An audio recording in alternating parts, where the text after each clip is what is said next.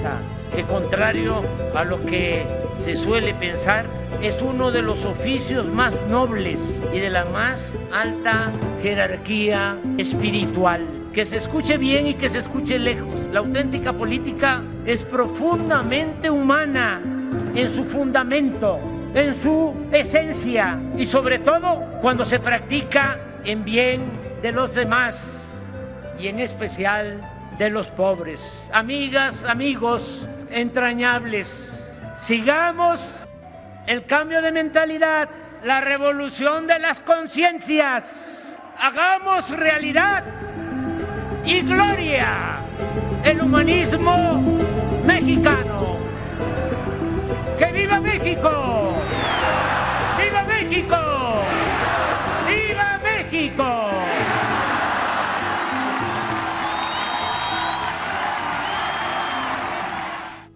Nada prosperaba. Que perjudicara, todo era a favor de las afores, todo era a favor de las transnacionales, todo, porque teníamos a ministros cuyo nombramiento se lo debían al presidente de la República. Él los proponía y bueno. Pasa el tiempo, la corriente democrática del PRI, ¿no?, que se separa del PRI, Cuauhtémoc Cárdenas, Porfirio Muñoz Ledo, Andrés Manuel López Obrador, se desprenden de ese PRI que está entregando todo. Empiezan a cuestionar y en el 97 se gana el gobierno de la Ciudad de México. Se gana. Pues bien, el doctor Zedillo, pendiente de los sucesos, cómo iba el régimen neoliberal, iba perdiendo legitimidad ante el pueblo de México, dice, en algún momento vamos a perder el poder. ¿Cómo le vamos a hacer? En algún momento vamos a poder perder el poder, caray, ¿qué vamos a hacer? Corre a los ministros, a los 21 ministros, nos deja sin corte, les da buenas pensiones, se quedan calladitos, los corre y crea otra nueva corte y le llaman el Tribunal Constitucional de México, con 11 ministros, y lo dotan de facultades muy importantes como las acciones y controversias constitucionales. ¿Y qué son esas acciones y controversias constitucionales? Son instrumentos que en algún momento le van a permitir a los famosos órganos constitucionales autónomos poder pelear contra un gobierno progresista, promover acciones o controversias constitucionales para dejar sin efectos todas las leyes que promueva o que haga un gobierno progresista. Entonces crea el Tribunal Constitucional, la Corte, con 11 ministros, con 2 salas, primera, segunda y el Pleno. Entonces el doctor Zedillo, después de que nos dejó el Fobaproa, nos privatizó los ferrocarriles, nos deja el Tribunal Constitucional de México.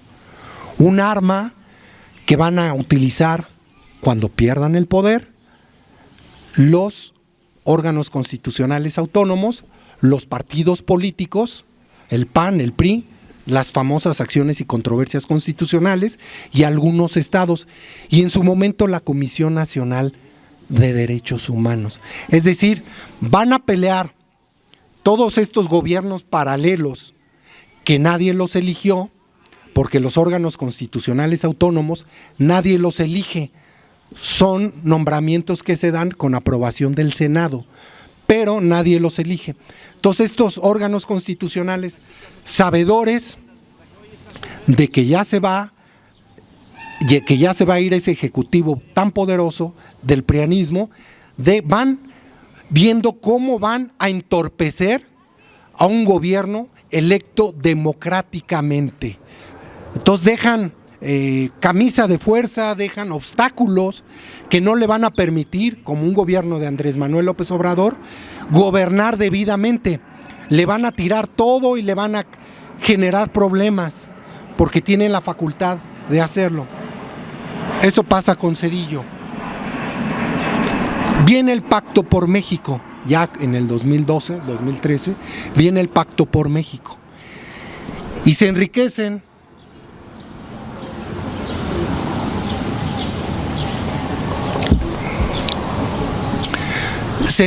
todos esos órganos, se hace la famosa reforma energética, donde tienen que pagar, tienen que corromper diputados y senadores para formar una mayoría artificial. Ahí está Anaya, que se cuide, porque ahora ya con esta mayoría calificada pueden prosperar los juicios políticos y Anaya puede ser desaforado y puede ser llevado a prisión por los procesos que se le tienen por corrupción precisamente del Pacto por México. Entonces en el Pacto por México ya saben que se van a ir,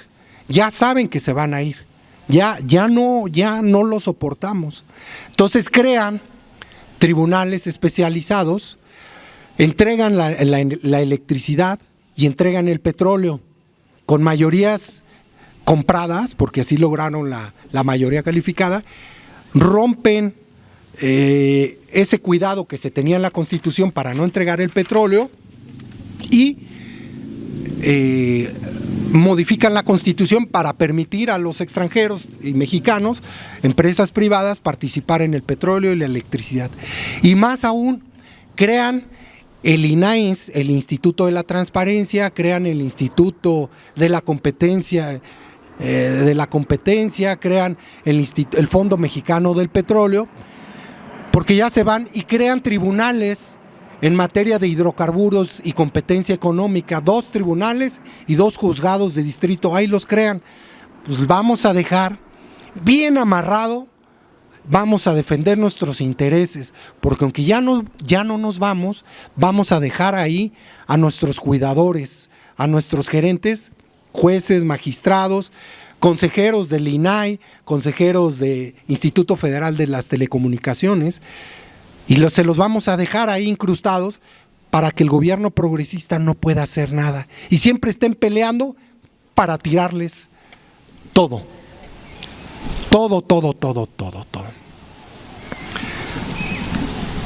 Hablan de la autonomía de la Corte, que una Corte autónoma.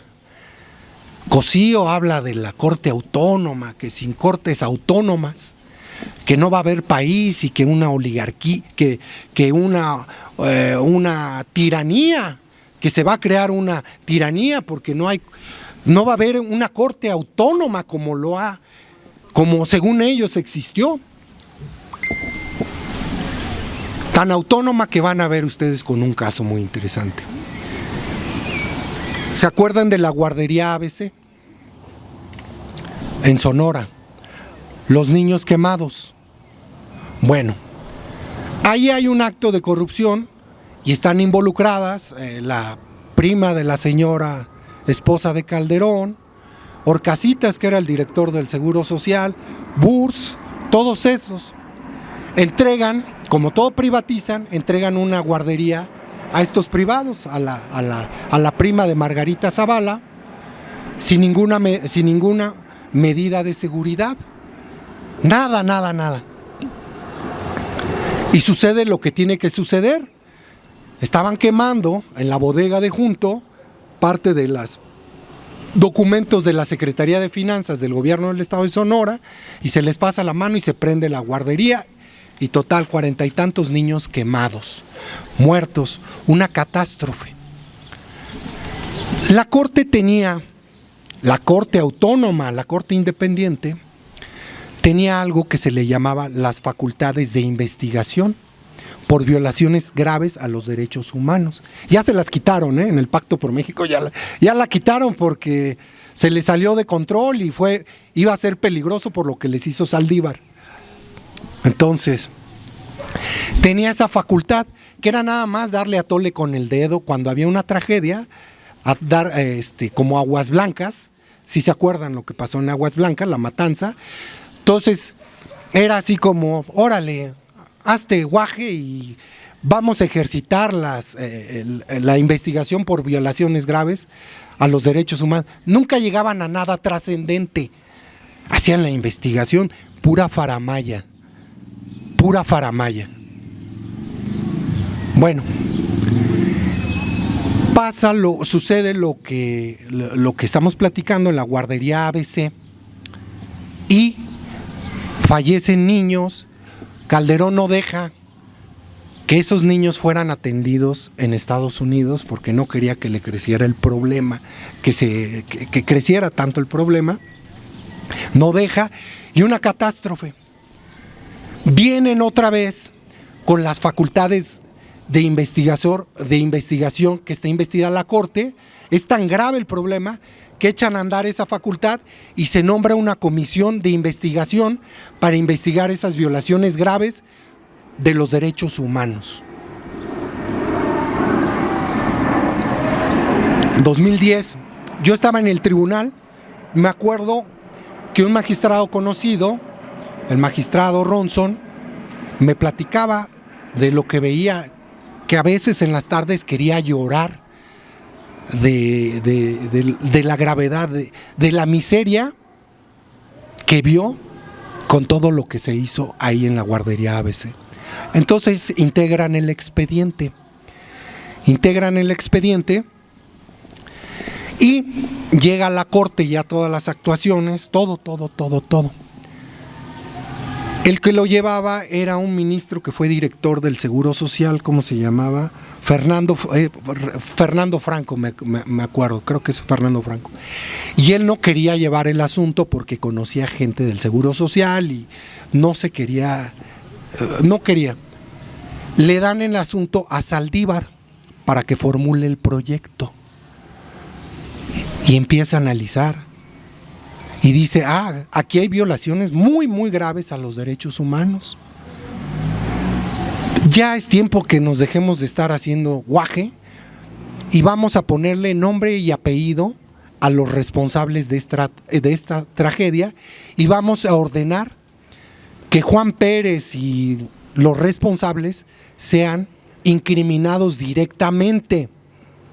Y propone eso en su proyecto.